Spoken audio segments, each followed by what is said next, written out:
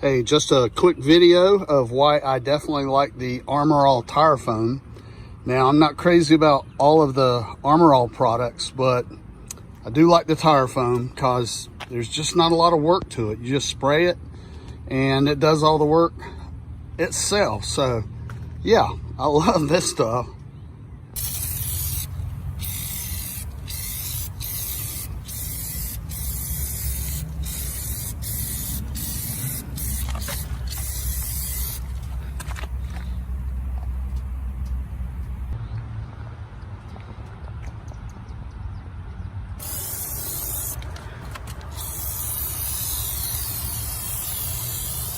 Now, I'm not a professional car detailer by any means. I'd much rather go fishing than detail out a car. So this saves me time and it's good enough for me.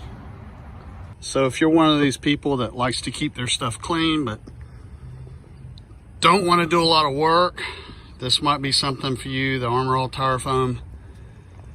So I'm gonna let it dry. I'm gonna spin it around the block once. I just washed the van, so let's see how they look here in just a little bit. All right, so there's a look at the final product.